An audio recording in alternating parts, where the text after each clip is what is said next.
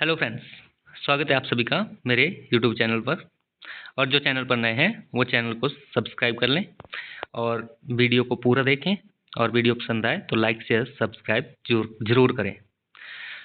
चलिए स्टार्ट करते हैं।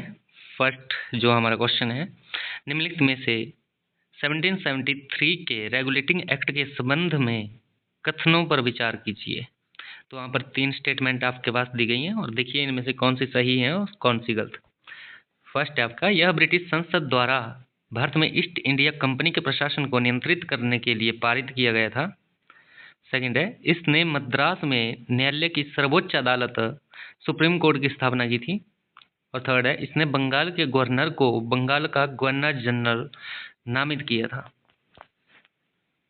तो इसमें कौन सा सही है? देखो, ईस्ट इंडिया कंपनी के जो प्रशासन को नियंत्रित करने के लिए रेगुलेटिंग एक्ट 1773 बनाया गया था और सर्वोच्च न्यायालय जो था वो भी बनाया गया था, लेकिन जो जगह है वो गलत है।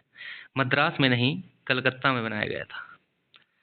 तो इसका सही ऑप्शन होगा 1 और 3। नेक्स्ट इसकी एक्सप्लेनेशन है, उसको देख लो। 1773 का रेगुलेटिंग एक्ट वास्तव में ईस्ट इंडिया कंपनी के प्रशासन को नियंत्रित करने के उद्देश्य से ब्रिटिश संसद द्वारा पारित किया गया था। इसने बंगाल के गवर्नर को बंगाल का गवर्नर जनरल नामित किया था। इसका मतलब उपाधि का नाम चेंज हुआ था, लेकिन इसने सुप्रीम कोर्ट की स्थापना कलकत्ता में की थी, ना कि मद्रास में। नेक्स्ट क्वेश्चन है आपका, 1784 के पिट्स इंडिया एक्ट द्वारा निम्नलिखित में से क्या प्रारंभ किया गया था? तो क्या हुआ था प्रारंभ? ऑप्शन है आपका, प्रांतों में द्वैध शासन या दोहरी शासन प्रणाली। ऑप्शन सी, कार्यपालिका और विधायिका के बीच शक्तियों का पृथक्करण। और ऑप्शन डी है संघीय न्यायालय की स्थापना। तो बताइए कौन सा इन्होंने स्टार्ट किया था? तो ये था आपका ऑप्शन बी, दोहरी शासन प्रणाली। ये 1784 के पिट्स इंडिया एक्ट के द्वारा प्रारंभ किया गया था। और इसकी एक्सप्लेनेशन देख लीजिए अब। 1784 के पिट्स इंडिया एक्ट ने दोहरी शासन प्रणाली लागू की, जिसमें ईस्ट इंडिया कंपनी के व्यावसायिक कार्यों और राजनीतिक कार्यों को अलग किया था। ये ध्यान रखना कि व्यावसायिक कार्यों और राजनीतिक कार्यों को अलग किया गया था। इसके तहत जो राजनीतिक मामलों को देखने के लिए बोर्ड ऑफ कंट्रोल और व्यापारिक मामलों को देखने के लिए कोर्ट ऑफ डायरेक्टर्स की स्थापना की गई थी।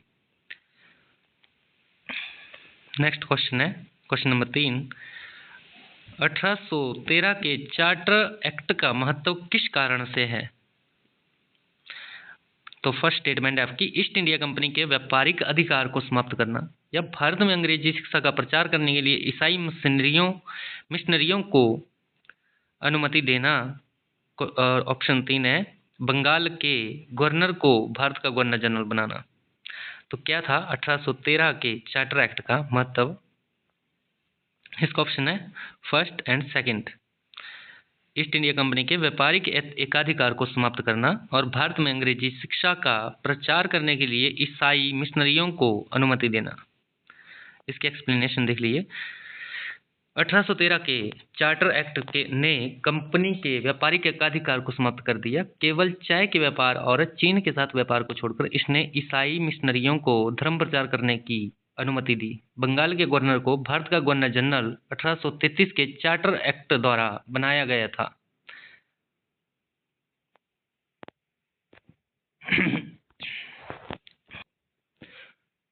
और जो हमारे फर्स्ट जो गवर्नर जनरल थे वो थे लॉर्ड विलियम बेंटिक। कई बार आपसे क्वेश्चन होता है कि ये किस चार्टर अधिनियम के द्वारा बनाए गए थे? तो ये थे 1833 के चार्टर एक्ट द्वारा बनाए गए थे। क्वेश्चन नंबर 4 है, किस अधिनियम ने बंगाल के गवर्नर को भारत का गवर्नर जनरल बनाया? तो ये तो आपको बता ही दिया, 1833 का चार्टर एक्ट। 1833 के चार्टर एक्ट ने बंगाल के गवर्नर को भारत का गवर्नर जनरल बना दिया। इस अधिनियम ने प्रशासनिक शक्तियों को गवर्नर जनरल के हाथों में केंद्रित कर दिया था। नेक्स्ट क्वेश्चन है, 1853 के चार्टर एक्ट द्वारा निम्नलिखित में से कौन से सुधार किए गए हैं? तो आपके पास 3 स्टेटमेंट है। गवर्नर जनरल की परिषद के विधायी और कार्यकारी कार्यों का पृथक्करण। नेक्स्ट है, सिविल सेवाओं में चयन और भर्ती के लिए खुली प्रतियोगिता प्रणाली का आरंभ। और 3 है, पहली बार भारतीयों को भारतीय विधायी परिषद में स्थानीय प्रतिनिधित्व प्रदान करना। तो इसका राइट आंसर है 1, 2 and 3 statement, all statements are right. इसमें जो इसका एक्सप्लेनेशन है वो देख लीजिए। 1853 के चार्टर एक्ट ने कई महत्वपूर्ण परिवर्तन किए, जिनमें गवर्नर जनरल की परिषद के विधायी और कार्यकारी कार्यों का अलगाव, सिविल सेवा भर्ती के लिए खुली प्रतियोगिता की शुरुआत और भारतीयों को स्थानीय प्रतिनिधित्व प्रदान करना शामिल था। नेक्स्ट क्वेश्चन है क्वेश्चन नंबर 6, निम्नलिखित में से कौन सा अधिनियम act for the good government of India के नाम से भी जाना जाता है? ऑप्शन ए है 1773 का रेगुलेटिंग एक्ट, ऑप्शन बी 1853 का चार्टर एक्ट, और सी है 1858 का गवर्नमेंट ऑफ इंडिया एक्ट, और ऑप्शन डी है 1861 का इंडियन काउंसिल एक्ट। तो इसमें राइट आंसर है ऑप्शन सी 1858 का गवर्नमेंट ऑफ इंडिया एक्ट। देखो 1857 के विद्रोह के बाद 1858 का गवर्नमेंट ऑफ इंडिया एक्ट पारित किया गया, जिसने भारत का प्रशासन ईस्ट इंडिया कंपनी से ब्रिटिश क्राउन के हाथों में दे दिया। इस act for the good government of India भी कहा जाता है। क्वेश्चन नंबर 7 है 1858 के गवर्नमेंट ऑफ इंडिया एक्ट के अंतर्गत निम्न प्रावधान किए गए थे। ठीक है, तो इसमें भी आपके पास 3 स्टेटमेंट है और 3 स्टेटमेंट्स में से आपको देखना है कि कौन सी सही है। फर्स्ट है ईस्ट इंडिया कंपनी का उन्मूलन, भारत के लिए सेक्रेटरी ऑफ स्टेट के पद का सृजन, और 3 है पृथक निर्वाचक मंडल, सेपरेट इलेक्टोरेट के सिद्धांत का परिचय। तो इसमें जो सही आंसर है वो है 1 और 2। ईस्ट इंडिया कंपनी का उन्मूलन और भारत के लिए सेक्रेटरी ऑफ स्टेट के पद का सृजन किया गया था। इसमें व्याख्या देखिए, 1858 के अधिनियम ने ईस्ट इंडिया कंपनी को समाप्त किया और भारत के लिए सेक्रेटरी ऑफ स्टेट का पद बनाया था। पृथक निर्वाचक मंडल का सिद्धांत बहुत बाद में 1909 के इंडियन काउंसिल एक्ट, जिसको हम पार्लियामेंटो सुधार भी कहते हैं, उसके द्वारा लाया गया था। क्वेश्चन नंबर 8, 1861 के इंडियन काउंसिल एक्ट के संबंध में निम्नलिखित कथनों पर विचार कीजिए। तो इसमें 3 स्टेटमेंट्स हैं, आपको सही यहाँ पर पहचाननी है। पहली बार भारतीयों को कानून निर्माण की प्रक्रिया से जोड़ा गया। क्वेश्चन नंबर 2 ऑप्शन 2 है आपके पास, द्वैध शासन प्रणाली की शुरुआत की गई, और 3 है पब्लिक सर्विस कमीशन की स्थापना का प्रावधान किया गया। तो इनमें से कौन सी स्टेटमेंट सही है? तो ये है केवल एक। पहली बार भारतीयों को कानून निर्माण की प्रक्रिया से जोड़ा गया था। किसमें? 1861 के इंडियन काउंसिल एक्ट में। और इसकी जो एक्सप्लेनेशन है वो देख लो।